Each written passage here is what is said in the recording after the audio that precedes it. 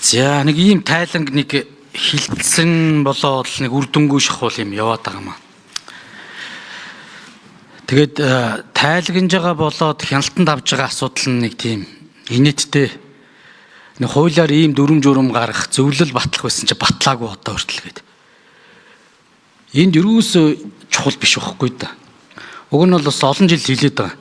Анх энэ засгийн газар дээр энэ хян шинжилгээний журам батлахад бас нэг арай өөрөөр авч үзээгээд улсын хурлд энэ дүрм журам батлагдсан гэдэг тайлагнахаас илүүтэй магадгүй энэ хуулийн хэрэгжилт нь нийгэмд ийм эрг нөлөө авчирлаа, ийм сөрөг нөлөө авчирлаа. Ингэж бас татвар дээр ачаал үүсгэж гин. Эсвэл хүний эрхийг ингэж дээрдүүлж гин, бид олон улсын гэрээ конвенцээр хүлээс үүргээ ингэж биелүүлж гин гэж тайлагмаар. Та нарын хуулиа одоо хэрэгжүүлж чадаагүй ажлыг бид энэ сонсоод яа тийм юм. Нэг зөвлөл баталж чадаагүй, журам баталж чадаагүй. Тэгэхээр цогоо дарга энэ юусоо анханасаа бас энэ хууль зүйн байнгын ороо улсын хурал дээр энийг нэг авч үзэхгүй бол энэ бол ерөөсөө ингээд үр дүнгүй байгаа байхгүй. Тэгэхээр бидэд энэ хуулийн нөгөө эрг сөрөг эффект юу болов гэдэг зүйлийг л авч үздэг баймаар байна. Энэ хуулийг цаашдаа яах юм бодлогын өрөөнд гэж ярихгүй бол одоо энийг харалтаа инээдтэй байгаа зү. Тийм журмуудыг баталж чадаагүй, одоо хүртэл батлаагүй. Ийм юм яриа сууж ийн гэдэг чинь бид нар нэг талтай харамсалтай байхгүй да. Тэгэхээр энийг уг нь ерөнхий сайдын дээргээд хууль тогтоомжийн агентлаг байгуулъя гэдэг чинь ерөөсөө л энэ. Тэгээ ерөнхий сайд чинь улсын хурал дээр хууль тогтоомжийн биелэлтийг өөрийнхөө хариуцж байгаагүй үед бид нарт тэгж тайлагнана. Сайд нараас танаас салбарын хуулиуд чинь ингэж эдийн засгийг боомлж байгаа юм байна, чөдөр болж байгаа юм байна. Хүний эрхийг ингэж дордуулж байгаа юм байна гэж ярих хэрэгтэй байхгүй. Тэгэхгүй ингэж хардаа. Тийм журмаа батлаагүй байна, ийм журмаа батлаагүй байна. Энд ч одоо шал инээдтэй. Ингэж төрийн ажлыг хийдүүлээ халдвартгаа болио залуучуудаа. Жог өөрчлөөч. Би энийг одоо ингээд улсын хурал дээр одоо 2 дахь 4 дахь хуулиар явж байна. 4 дахь хуулиар болгон дээр яг ингэж хэлээд одоо өөрчлөгддөг. Тэгээ нэг үр дүнгүй орж ирээд нэг юм формалны баахан хурал явчихдаг. За энийг давтаад нэг хэлчихье. Тэгээд нэг томтой юм асууя. Олон улсын гэрээ конвенцүүдийн орчуулгаас эхлээд талдаатай байгаа. Энийг нэг компаничлж нэг засъя гэж байгаа. Засъя гэж байгаа. Нэр томьёонуудын бид нар бас жоохон агуулгын буруу ойлгоод орчуулсан зүйлүүд байгаад байгаа. Хоёрдугаарт энэ UPR ч гэдэг юм уу энэ олон улсын гэрээ конвенцүүдийг тайлагнахтаа хүнтэйгээ хамт тайлаа алгуулцдаг. Тэгэхээр уг нь энийг Монгол улсын нэгдэн орсноос хойш бүх тайлангуудаа ягаад олон улсаас өгсөн зөвлөмж дүгнэлт хилцүүлгүүдийг ингээд жагсаагаад аль төрлийн институт энэ дээр нь үүрэг хүлээж тайлагныг гаргаж байгаа хэрэгжүүлж байгаа гэдгийг мэдээллийг сам бүрдүүлчихье гэгээд тухайн одоо гишүүн цэндийн мөнгө хөргөл гишүүнээр ахлаад бидэд ингээд ярьж исэн юм а. Тэгээ гадаад хэргийн яам амлалт аваад бидэд энийг мэдээллийн сан үүсгээд тэр ажил маань хаана явна? Тэгчүүл хүнтэйгээ ажил явахгүй. Бидэд ингэж олон улсын байгууллага дандаа давтамжтай худлаа хэлдгээ мартчихна. Байхгүй болчихно гэсэн үг. Бидэд нэг баахан амлалт авчаад дараа нь дахин өөр юм ярьдээ. Нөгөөдөлд бол архив нь байгаад байдаг. Бидэд болохоор энд ярьсан хэлсэн зүйлээ мэддэггүй байхгүй. Энэ юу болж байна? За хоёрдугаар тэр үндсэн хуулийн нэмэлтийн өөрчлөлтийг дагуу нэлээд олон хууль тогтоомжийг өөрчлөх ажлыг засгийн газар таалгасан. Тэр хаана явна? Хин хариуцах вэ? Хичнээн хууль нь орж ирээ, хичнээн нь орж ирээгүй юм вэ? Энэ дээр нэг томтой хариу өгөтгөч. Тэгээ бидэд энэ цаашдаа одоо инквайри сайд ажлаа аваад одоо нэг ганц нэг юм төрийн бүтээмжийн энэ асуудал дээр нэг зөв болгочихоч. Хэдүүлээ ингэж хардаа. Тийм дүрм журам батлагдсан гэхээсээ илүүтэйгээр энэ хуулиар ямар үр нөлөө авчираа гэдэг зүйлүүдийг ярьдаг байх юм бол бодлогын асуудлууд маань энэ ч гэсэн цэгцрээд гарнаа. Бидэд энэ луг анхаарах юм байна гэдэг. Тэгээ тэр дүрм журам гарснараа үнэхээр эрэг байгаа мó сөрөг байгаа мó мэдэхгүй байгаа дээ шүү дээ. Ийм зүйл байна. Тэгээд саяын тэр хоёр асуултанд яг тодорхой хариулт өгөөч. Гадаад харилцааны яамны төр нэрэмжнэр мөнгөч шиг сайн зэрэг гишүүний асуултанд хариулъя. Тэгэхээр олон улсын гэрээ конвенцийн хэрэгжилттэй холбоотой асуудал байгаа. Тэгэхээр энэ чиглэлээр өнгөрсөн хугацаанд мөнх хөрөл сайд үед болон бас CGS ажлууд байдаг. Тэгээ яг сая гишүүний хэлсэнчлэн энийг компанид ажил болгож бүх төрлийн институцийг нэг чиглэлд нь оруулахгүй бол зөвхөн гадаад харилцааны яам дээр олон улсын гэрээ хэрэгжилт байдаг гэдэг нь өөр хангалтгүй байгаа.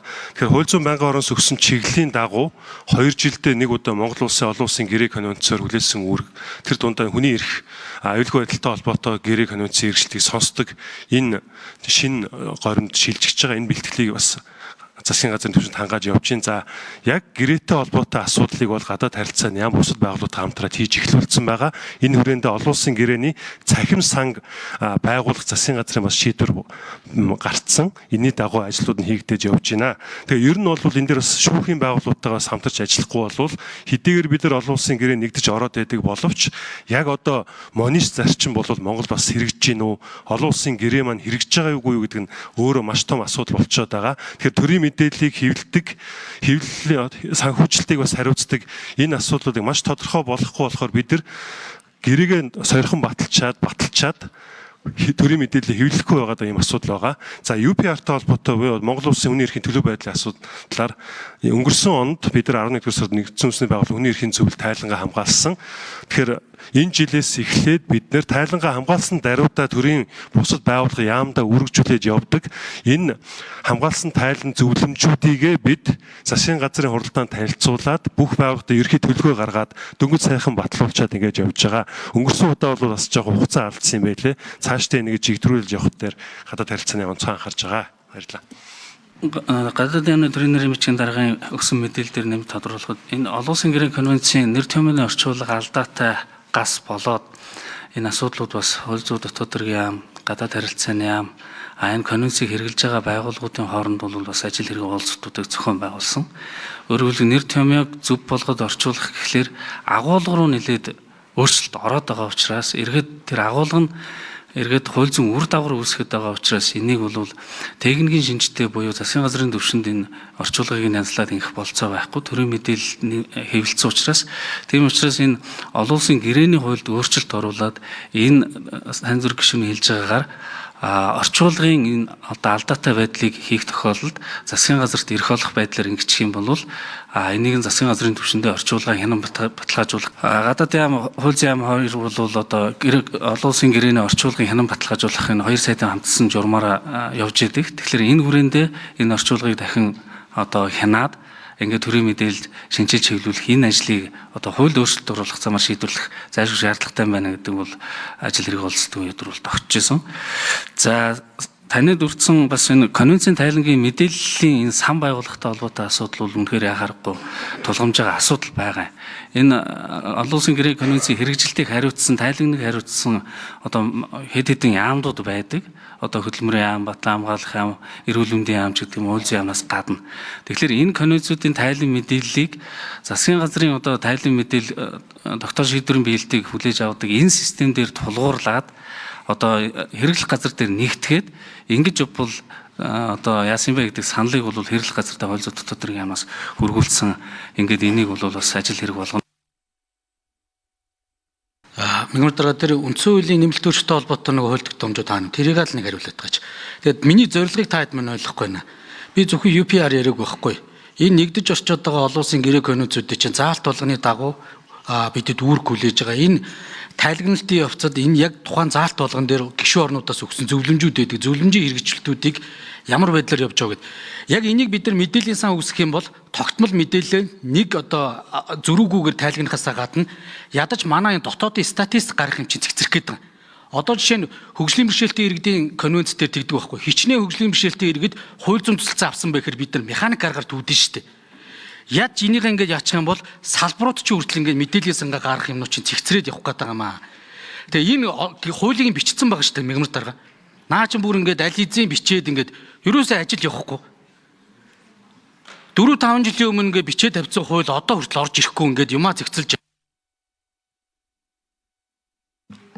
За үндсэн хуулийн нэмэлт өөрчлөлтөд холбогдуулаад үндсэн хуулийн өөрчлөлтийг нийцүүлж хууль тогтоомжийг өөрчлөх үүргийг бол засгийн газарт улсын хурлаас өгсөн.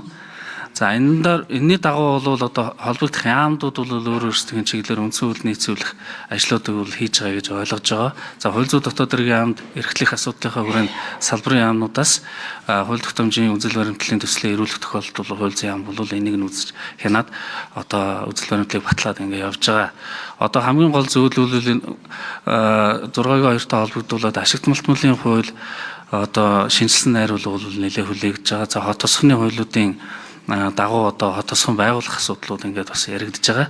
Энэ мэтчлэн бол үе шаттай нэрхэлсэн яамдууд хариуцсан сайдуудаас бол үзэл баримт хуулийн төслөө боловсруулад ирэхэд бол хууль зүйн яам оролцоо явьж байгаа. За энэ дээр сайн зүрх гишүүний төрөний хэлдэг тэр орчуулгын асуудлыг ярихын тулд бол бүр нарийн зүгээр энэ орчуулгын асуудал биш байхгүй нөгөө эрх зүйн цаана агуулгын асуудал байгаа болохоор энэ бүр судалгаа хийж яахгүй бол та нар өөрсдөө гахын жишээлбэл The United Nations буюу нэгдсэн үндэсний байгууллага гэдэг чинь монгол хэл дээр буруу орчуулгатай байгаа байхгүй. Англи хэл дээр nation гэдэг чинь nation state-тэй хэлсэн болохоос биш nation nationality гэдэг хэлээгүй. А бид нар тэрийг үндэстэнгээ орчуулсан. Үндэстнэр нь ярих юм бол одоо Тажик үндэстэн чинь Тажикстанд болон Афганистанд амьдарч штэ ингээ хэл дамжсан.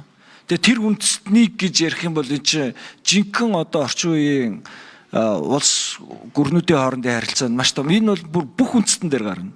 Гэх мэт ингээд энийг бол үнэхээр нарийн судалж хийх ёстой. За цаашдаа яг зүгээр бидэд нэг зүйлийг л бас ялгаж ойлгомоор байна. Хяналт шинжилгээ хийх хууль тогтоомжийн үр дагаварт үнэлгээ өгөх гэдэг чинь тис ондоо юм багхгүй. Тис ондоо. Тэгээ хуучин цагийн нөгөө юм процессын юм хэмжээнд дээр явдаг шиг юм хийгээд одоо ингээд ийм юм хийгээд гаргасан хууль тогтоомжийг хэрэгжүүлж чадахгүйгээ тайлагнаас сууж байгаа засгийн газартаа харамсаж байна. Хууль тогтоомжийн хэрэгжилтийг ерөнхий сайд болон кабинет энд хариуцдаг буюу хэрэгжихэд ийм хүндрэлүүд үүсээд байна гэдэг нөхцлөө тайлагнадаг болохоос хэрэгжүүлэх боломжгүй гэдэг тайлан илгээдэг ийм юм байж болохгүй байхгүй.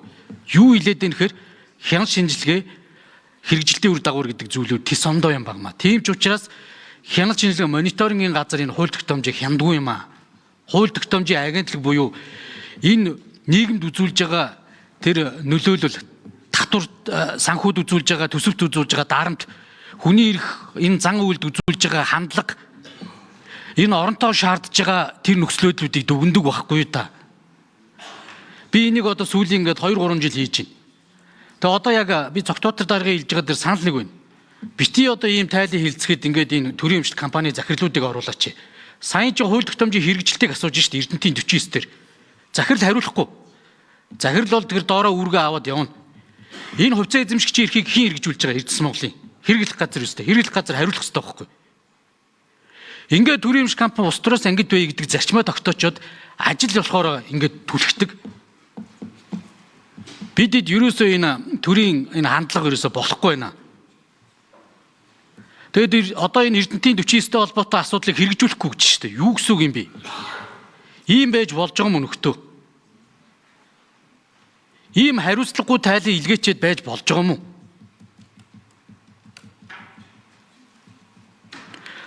Тэгээ гол асуудлууд дээр юусэн ингээд асуудлуудаа хөндөж чадахгүй. Эн чинь бидний нөгөө чихнүүдийг онгойлгож өгөх гээд байгаа байхгүй. Та эдийн баталсан хууль чи энэ дээрээ болохгүй байна зохион байгуулалтлаасаа. За энэ хуулийн текст нугасаа буруу гарчжээ. Эсвэл энийг чи хэрэгжүүлэх гэхээр сангийн ам болоо эдийн засгийн хүндрэлтэй нөхцөл байдлын бодлоос инглээ шүү. Ийм юм чинь сонсоод дараа нь яах вэ гэдэг шийдэл энэ дээр ярих хэрэгтэй болохоос биш.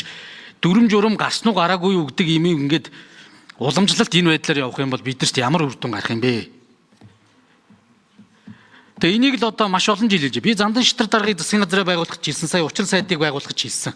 Ингэж та ерөнхий сайд үүрэг даалгавраа өгнө. Ингэж та улсын хурлд энэ хууль тогтоомжийн хэрэгжилтийг хангаж чадж байгаа үгүй гэдгээ тайлгнах юм аа. Энэ цэвэр мэрэгжлийн хүмүүс ажиллана. Тэрнээс биш хяналт шинжилгээ чинь биш шүү. Хяналт шинжилгээ чинь өдөр тутам байхгүй да. Өдөр тутмын үйл ажиллагаан дээр цуглуулад явдаг. А энэ хууль тогтоомжийн хэрэгжилт чинь доор хаяж нэгээс эсвэл хууль тогтоогч гэсэн хугацаа болоод доор хаяж нэг 2-3 жилийн хугацаанд гарч иж үрд нөлөө үзүүлнэ. Тэгэд ийм юм боллоо. За энэ ингээ болохгүй байгаа учраас дараагийн нэмэлт өөрчлөлт оруулах ийм юмыг энэ тогтоол дээр жишээ нь хийх хэрэгтэй байна. Энэ хууль дээр ингэх хэрэгтэй байна. Ийм юм ярина шүү дээ хэдүүлээ. Тэгээ одоо ийм юм ярьдгүй ингээ аргалаад ингээд яваад хахаар энэ үр дүн гарахгүй байна. Би биенийхээ цагийг үрээд байна. Тэгээд одоо том шийдвэрүүдийг хэрэгжих боломжгүй хуулийг хэрэгжүүлэхгүй гэдгийг тайлагнаж штэ. Ерөнхий сайдын засгийн газрын үндсэн хуулиар хүлээс үүргээ биелүүлэхгүй гэд тайлагнаад ороод ирэх ч одоо юу гэж ойлгох юм бэ? Үндсэн хуулийн эсрэг тайлан болчиход штэ. Томьёолч. Би та нарын үйлдэл гэж хэлээгүй шүү. Тэр асуудлуудаа ерөөсөй ойлгохгүй байна гэд 2-3 жил л одоо яг энийг ярьлаа. Тэгээ болдгүй одоо. Тэгэл яг л ингээд ороод ирэх нэг цаг хугацаатай л үүд юм шиг байна. Тэгэл ингээ аргалаа л ороод ирэх.